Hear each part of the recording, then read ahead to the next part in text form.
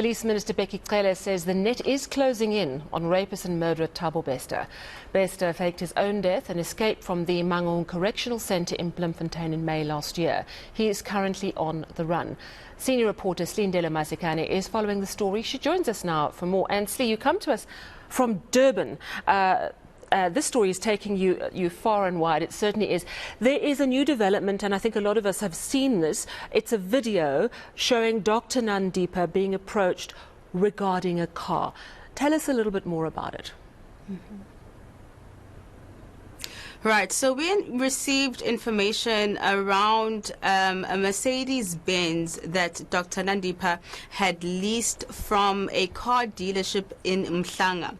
Now, that is actually why I do find myself in KZN, because we were going to try and see whether we would be able to track down the owners. It seems that, in fact, I happened to leave them in Johannesburg because they actually moved that dealership to Johannesburg. So it does seem as though that last year, on the 10th of May, Dr. Nandipa signed a lease to essentially rent out a Mercedes-Benz. And that lease agreement, which we have the documents, Sally, is dated the 10th of May 2022. So if you're looking back to when the escape happened around the 3rd of May 2022, it's just a few more days later after the escape of Bester from the Mangaung Correctional Centre. Now, subsequent to that, that particular Mercedes-Benz has been abandoned in Zimbabwe.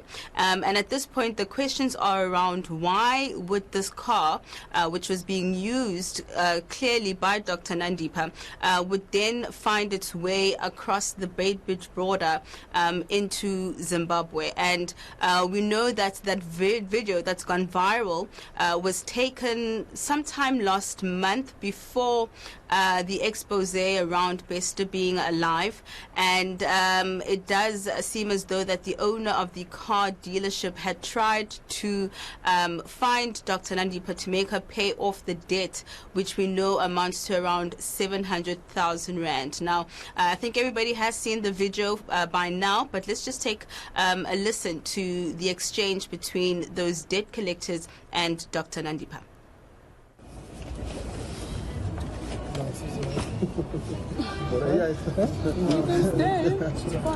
So this is no one's fighting over over the purchase that. price. I said you paid 600 or 650, am I correct? So there's still a balance of 700 outstanding. How are we going to get that 700? So what they're willing to do is drop the case against you. Devon doesn't want to there is the case, but Devon said we can do this amicably. All he wants is his money, and then I'll give you everything. This is your copy. So what we're willing to do is we'll go fetch the car from the border. We can't get the car. I'll be honest with you, we're begging to get the car. It's a big mission. Devon just wants his money. He wants the 700, which is fair, ma'am. You know, he helped you, he trusted you, and you went back on your word. You haven't paid him in full. So you just need to pay him the outstanding 700,000 and you leave it. Otherwise, he wants to go to the extent of putting everything over social media. You don't want that kind of thing. You know what I mean? You don't want bad exposure for yourself, for your business. Let's just sort it out amicably. I'll pay the man and let's move on. Can we come to an agreement? We need to come to an agreement. Yeah, exactly. Not what we want to. I'll speak to the person Devon had an agreement with, and then I will let you know. Who is that person? It's the person he had an agreement. I mean, I think a psychologist could have a field day with this video. She seems unconcerned. Some people are saying she has probably just frozen because she's realizing, surely she must realize, that this car, which would have cost a total of 1.3 million, had just been abandoned. And then asked right at the end, when she says, no, well, I have to speak to the person who I gave the car to, my husband. Clearly, it seems it was Thabo Bester. You've been speaking to investigators about this and about the fact that the car's in Zimbabwe. What are they saying to you about that? Well, we know, of course, that private security companies have joined law enforcement officials, in particular the SAPS, in the manhunt and the search for Thabo Bester as well as his accomplices. And from the experts that we've been speaking to, those who are actually working the case, they're saying that they believe that the car was actually left in Zimbabwe on purpose. It was going to be a getaway car that Nandipha and Bester were possibly going to use in an attempt to flee the country, but, you know, undetected. They weren't anticipating that Bester was going to, Bester's, you know, facade of being dead or having escaped from the prison was going to come out, and at some point they were going to leave the country quietly. But of course, those plans were disrupted with the fact that news had already broken now of the fact that Bester was alive, forcing them, of course, to flee their Hyde Park home and go into hiding. So we spoke to one of these investigators. This is what they had to say with regards to the car in Zimbabwe. According to our investigations and the way that Thabo Bester has planned this whole escape, he would have left certain vehicles with those who is involved with him on certain spots, so that in case he has to flee the country, like in this situation, he left the car, what we call on the what do you call it? That piece of ground that's where the vehicle was left on the no man's land, so that when they need to quickly leave, there's already a vehicle available, and that's what we think has happened here. A vehicle was bought, and it was parked and left there. They came back to South Africa because, remember, he wasn't wanted then. Remember, the public must remember, this whole time, until recently, who was looking for Thabo Bester?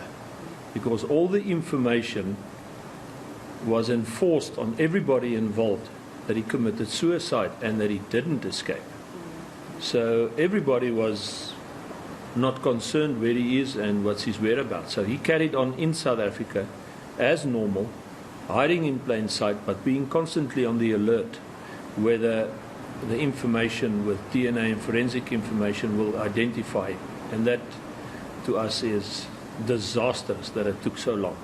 But anyway, extreme corruption was committed by everybody at that stage that said that Thabo has escaped, and it's not him, the dead body in the cell that was burned. And there was nothing done about it. Sure. I mean, this story, it's astonishing. Just very quickly on the car, has the dealership managed to get the car back? What's the situation with that? Not at this point. I have had a brief conversation with the owner of the car dealership. We will be picking up our conversation after the Easter break, of course, but he has confirmed that the car is still in Zimbabwe and that, in fact, he has opened a case to, you know, essentially try and have the car retrieved at some point, of course. And we had an opportunity to then speak to a legal expert with regards to the liability Dr. Nandipha has in terms of charges that she may face for her role in this matter, because they are members who are part of the investigation who seemingly think that perhaps if Nandipha knows that perhaps the state could invoke, I think it's Section 204 of the Criminal Procedure Act, and make her a state witness, where she, you know, essentially incriminates Thabo Bester, that may possibly bring her out of hiding and perhaps then lead to the rearrest of Thabo Bester. Let's take a listen. If one looks at what is the aim and purpose of Section 204, Section 204 can maybe say, for instance, and I will use an example. I don't know if you can remember the Oscar Pistorius trial. There was this guy called Darren Fresco. He was with Oscar somewhere at Valdam where they discharged a firearm. In exchange for his testimony and truthful testimony, the state then made him what they call a 204 witness, so that he can actually give evidence that will incriminate him, but in actually getting the person that they want to get. So you will give like evidence that incriminates you, but you will then indemnify it. And that's what they call the indemnity. So that 204 indemnity to say that they will not charge you if you give honest and frank answers to the questions when you are cross-examined or lead as a witness in the state's case. So I think in this case for Nandipa, who is the wife stroke, girlfriend stroke, I don't know what one wants to call her at this point in time, of this alleged Thabo Bester guy, she can be afforded that opportunity to be a 204 witness, and then she will be indemnified from prosecution. But that indemnity can only come from your NDPP or your DDPs, who is sitting in Pretoria. They can give that indemnity. Yeah, it's going to be very interesting what happens in the next few days. We have heard the police minister saying on JJ show last night that the net is closing in on Thabo Bester. One wonders just how long it's going to take before they find out exactly where Thabo Bester and Dr. Nandipa are, and if they are in fact still hiding out together. Thank you so much for that update. Absolutely fascinating developments there from our senior reporter Silindelo Masikane.